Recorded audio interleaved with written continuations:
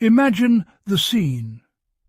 It is a day of blistering heat in the land we now call Iraq. The sun beats down upon the dusty plains, where the ghosts of ancient cities lie buried beneath mounds of earth. An archaeologist, brushing away centuries of sand, uncovers something extraordinary. It is not gold, nor is it a glittering jewel. It is something far more precious. It is a small, pillow-shaped tablet of baked clay. Its surface is covered in a dense pattern of tiny wedge-shaped marks. It is a message, a voice that has been silent for 5,000 years, waiting patiently to be heard once more. This is not just an object, it is a direct link to a forgotten mind. This small piece of earth holds a story.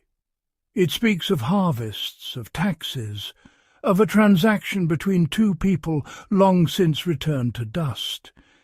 It seems mundane, perhaps, yet in these humble markings we find the very first spark of something that would change the world forever. Before this moment, all of human experience was held only in memory, passed down through spoken word and lost with the passing of each generation.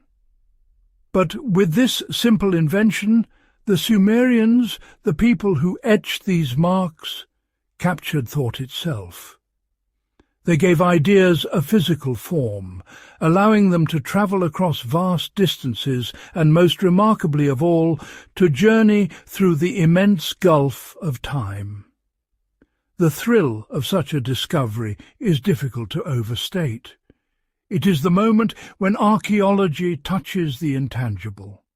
It is one thing to find the tools or the buildings of an ancient people. It is another thing entirely to find their words. Here, in the cradle of civilization, between the great rivers Tigris and Euphrates, a people we had almost entirely forgotten began to speak to us again.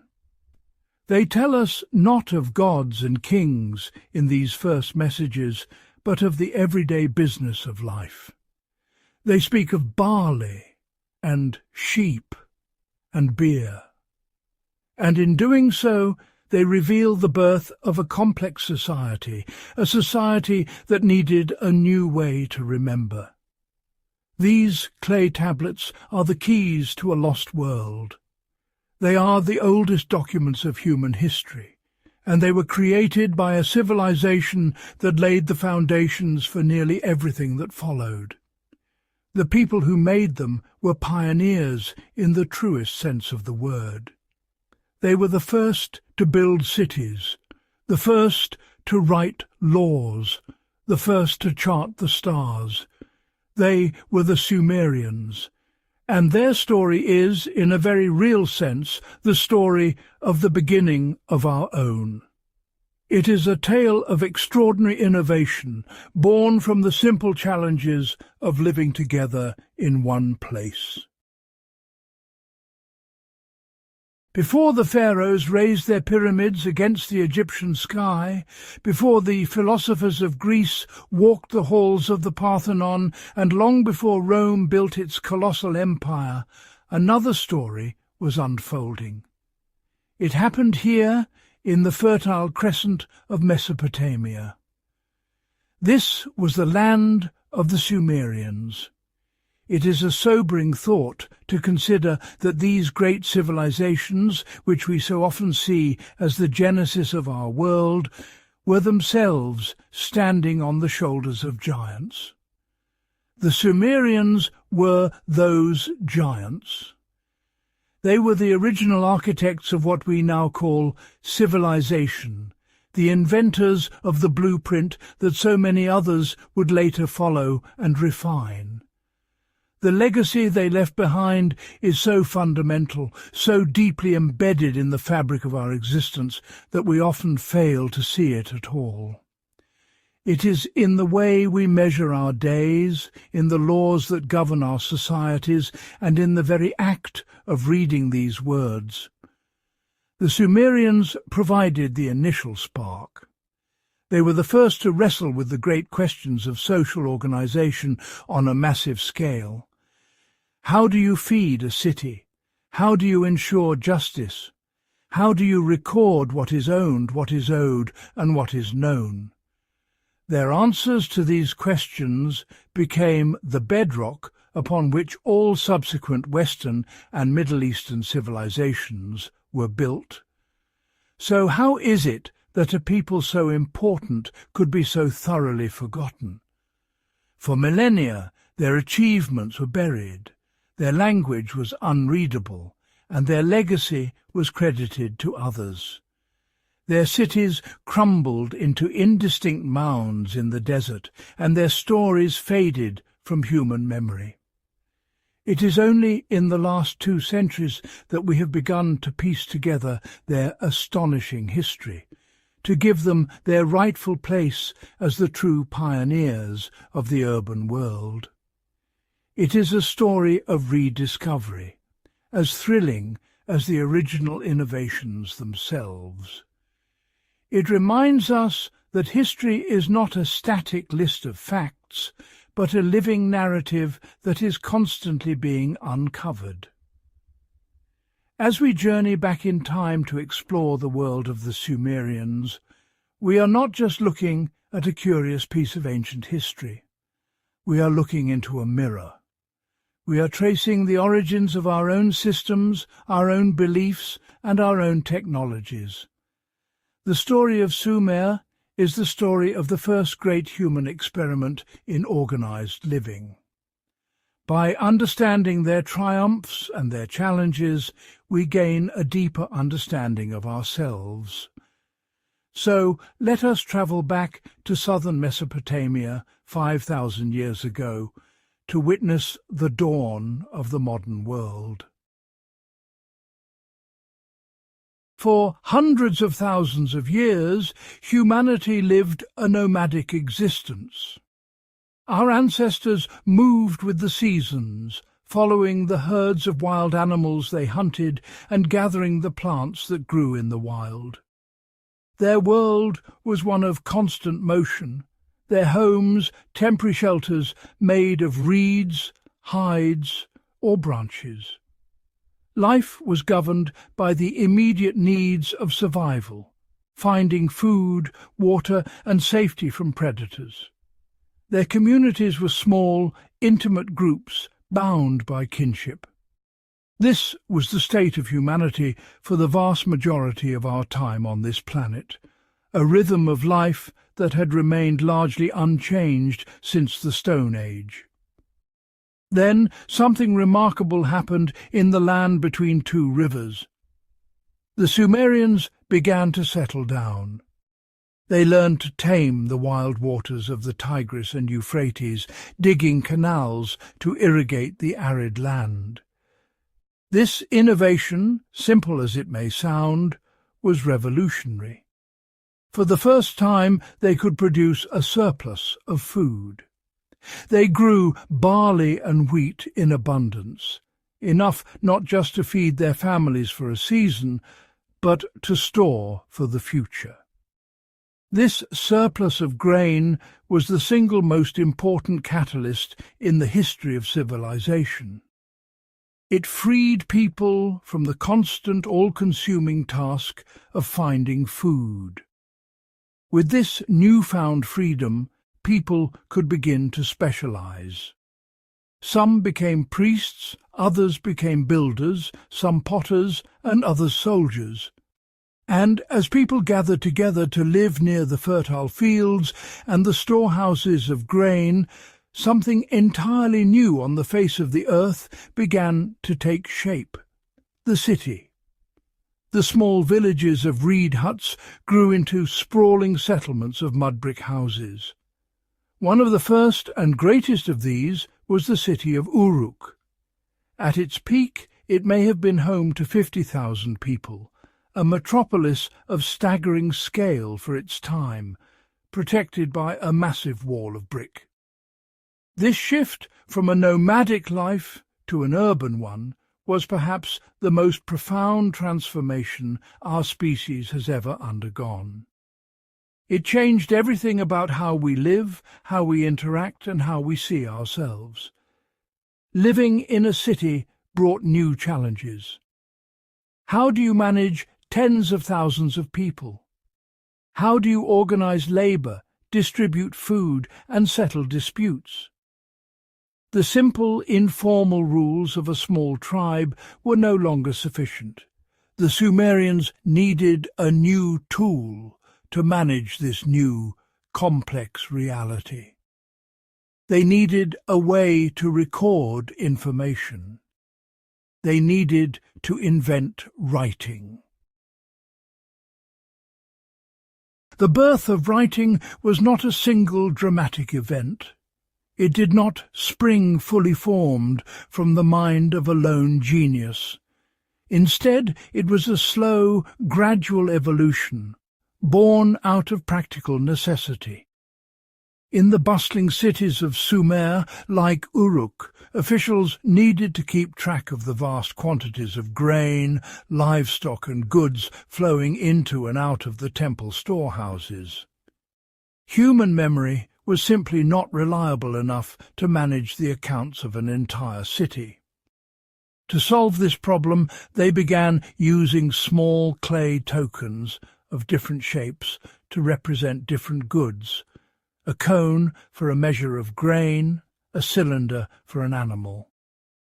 This system worked for a time, but it was cumbersome. A more efficient method was needed. Scribes began to impress the shapes of the tokens onto wet clay tablets. Soon they realized they could dispense with the tokens altogether and simply draw pictures of the objects they were counting. A drawing of a head of barley next to a set of marks indicated a certain amount of grain. This was the birth of pictographic writing. It was a visual language where a sign looked like the thing it represented. It was a huge leap forward, but it was still limited. You could draw a picture of a bird, but how would you write the idea of flying or singing?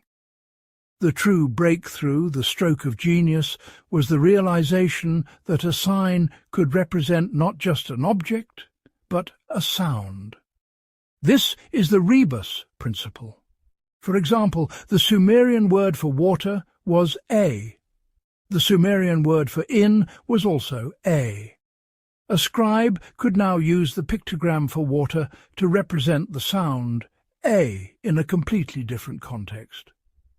This conceptual leap from representing things to representing sounds, phonetization, was the moment that true writing was born.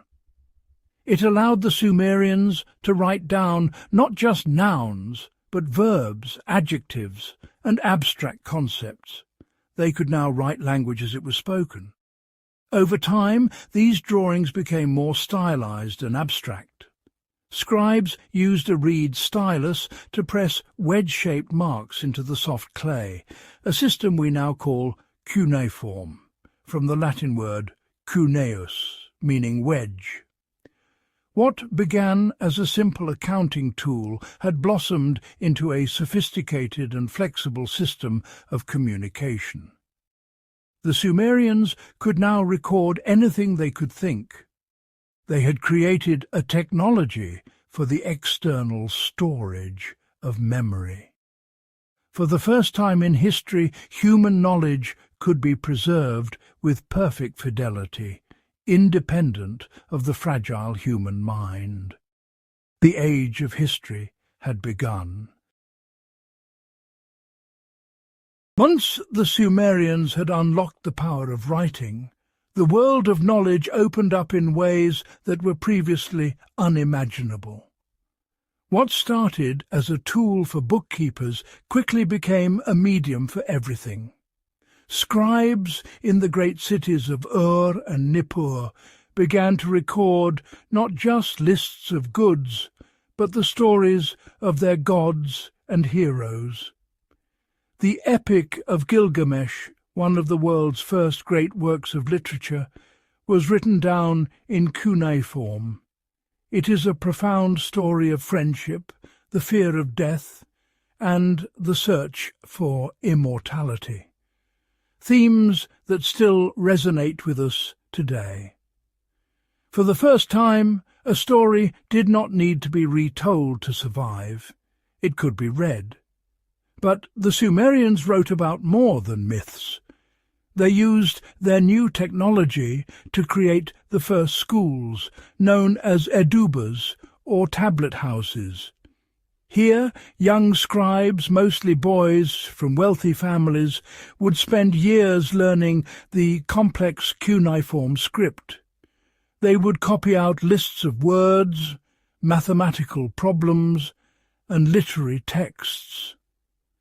We have found many of these ancient school tablets, some with a teacher's neat writing on one side and a student's clumsy copy on the other. Some even have the students' complaints about the difficulty of their lessons etched into the clay, a timeless expression of youthful frustration.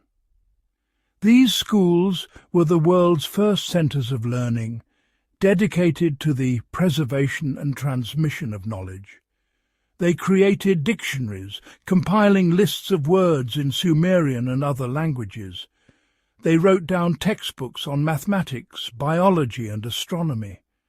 They created a library of human thought, stored on durable clay that could survive for millennia.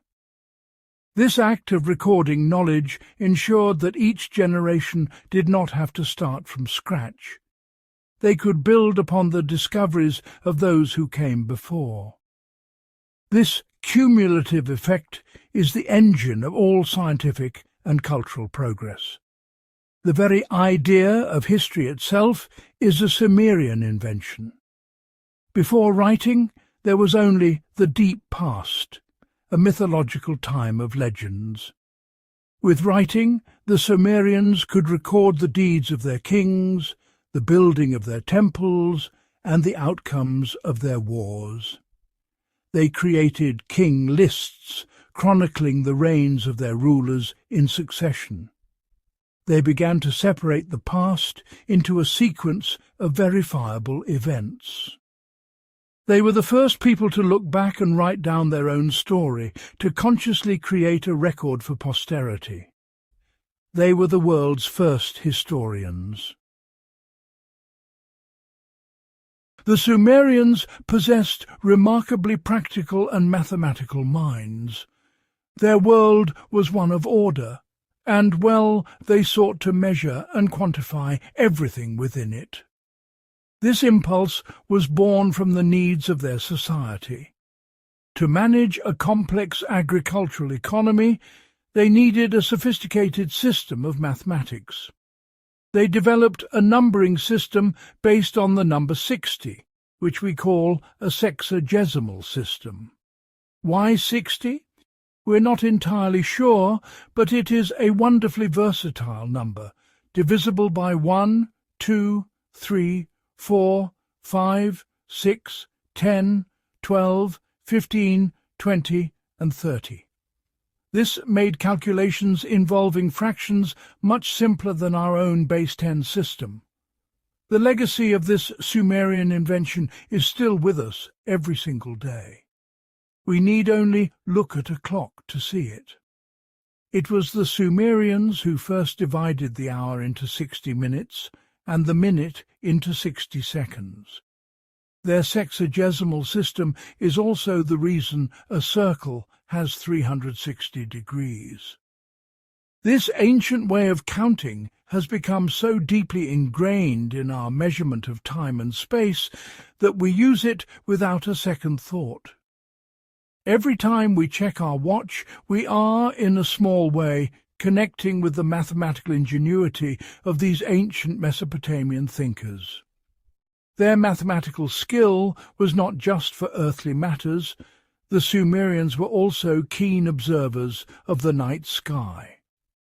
From the tops of their great temple towers, called ziggurats, priests would track the movements of the moon, the planets, and the stars. They were the first true astronomers. They created detailed star charts and were able to predict the regular movements of celestial bodies. They identified constellations and gave them names, many of which were later adopted by the Babylonians and then the Greeks. The zodiac, that band of constellations through which the sun appears to travel, is a concept that originates with the Sumerians. This celestial timekeeping was deeply practical. It allowed them to create the world's first calendar based on the cycles of the moon. This lunar calendar helped them to determine the right time for planting their crops and for their religious festivals. They divided the year into 12 months, and because a lunar year is shorter than a solar year, they cleverly figured out that they needed to add an extra leap month every few years to keep the calendar aligned with the seasons. This combination of mathematics and astronomy gave the Sumerians a powerful sense of control over their world, allowing them to organize their lives with a new and profound predictability. As cities grew larger and society became more complex, a new problem arose. How could people who were not related by blood live together peacefully and trade with one another fairly? In a small tribe, disputes could be settled by an elder, and trust was based on personal relationships. But in a city of thousands of strangers, a more formal system was needed. The Sumerians' answer to this challenge was another of their world-changing inventions, the written law. They were the first people to believe that justice should not be arbitrary, but should be based on a clear, public, and impartial set of rules. One of the earliest examples we have of this is the Code of Ur-Nammu, named after the king who ruled the city of Ur more than 4,000 years ago. It is older than the more famous Code of Hammurabi by several centuries. Inscribed on a clay tablet, it lays out a series of laws for the people of his kingdom. It is not a code of an eye for an eye. Instead, it is remarkably sophisticated, often prescribing fines as compensation for offences. For example, if a man were to knock out another man's tooth, he was to pay 2 shekels of silver. This was a monumental step towards a just and stable society. The existence of a written legal code transformed Sumerian society. It meant that justice was, in theory, the same for everyone, regardless of their status. It provided a predictable framework for resolving conflicts, reducing violence and feuds. Crucially, it created a foundation of trust that was essential for commerce to flourish. A merchant could now enter into a contract with a stranger, confident that there was a legal system to enforce the agreement. This idea that our interactions should be governed by written rules is the very cornerstone of modern civil society and global trade. These laws were seen as a gift from the gods, handed down to the king to ensure order and prosperity in the land. The king was the chief lawgiver and the ultimate judge, but he was also bound by the laws he enforced. The preamble to the Code of Ur-Nammu states that the king's duty is to protect the weak from the strong, to ensure that the orphan did not fall prey to the wealthy and the widow did not fall prey to the powerful. This powerful idea that a primary function of the state is to protect its most vulnerable citizens was born here, in the dust of ancient Sumer. For over 1,000 years, the Sumerian culture flourished in southern Mesopotamia. Their innovations in writing, law, and science laid the groundwork for the civilizations that followed. But no civilization lasts forever. The Sumerians' world began to change. Over centuries, increasing salinity in the soil, a side effect of their own irrigation techniques, made it harder and harder to grow wheat, their staple crop. They switched to the more salt-tolerant barley, but the agricultural heartland of Sumer was slowly losing its fertility. The very source of their prosperity was beginning to fail them. At the same time, new groups of people were moving into Mesopotamia. Semitic-speaking peoples, such as the Akkadians, settled to the north of Sumer. For a time, the two cultures coexisted, but the political and military power gradually shifted northwards. Around 2334 BC, the great Akkadian king, Sargon the Great, conquered the Sumerian city-states and created the world's first empire. Although the Akkadians adopted much of Sumerian culture, including their writing system and religion, the Sumerian language began to decline. It was slowly replaced in everyday speech by Akkadian. The Sumerians had one last resurgence, a final flowering of their culture known as the Third Dynasty of around 2100 BC. This was the era of King Ur-Nammu and his famous law code. But it was not to last. Invasions from neighbouring peoples, combined with ongoing environmental problems, brought this final Sumerian kingdom to an end. The city of was sacked, and the political independence of the Sumerians was extinguished forever. Their language survived for a time, but only as a classical and religious language studied by scribes, much like Latin in medieval Europe. Eventually, even this memory faded. As empires rose and fell, Babylonians, Assyrians, Persians, Greeks and Romans, the origins of their own cultures became obscured. The cuneiform script was replaced by simpler alphabetic scripts, and the ability to read the ancient tablets was lost. The Sumerian cities crumbled and were buried by the sands of time, their names forgotten. For nearly 2,000 years, the Sumerians vanished from history. It was as if the world's first great civilization had never existed at all. Their voices silenced, waiting beneath the earth for modern archaeology to give them voice once more. Today, as we navigate our complex modern world, it is easy to feel disconnected from the distant past. Yet the echoes of ancient Sumer are all around us, hidden in the most ordinary aspects of our daily lives. When you sign a contract, you are participating in a tradition of written agreements that began in the markets of Uruk. When you consult a calendar to plan your week, you are using a system of timekeeping devised by priests atop a ziggurat. The very fact that you can read this essay is a direct consequence of that first scribe who decided to press a reed into clay to record a measure of barley. The foundational ideas of the Sumerians have become so universal that we take them for granted. The concept of a city, a place where specialists from all walks of life live and work together, is a Sumerian one.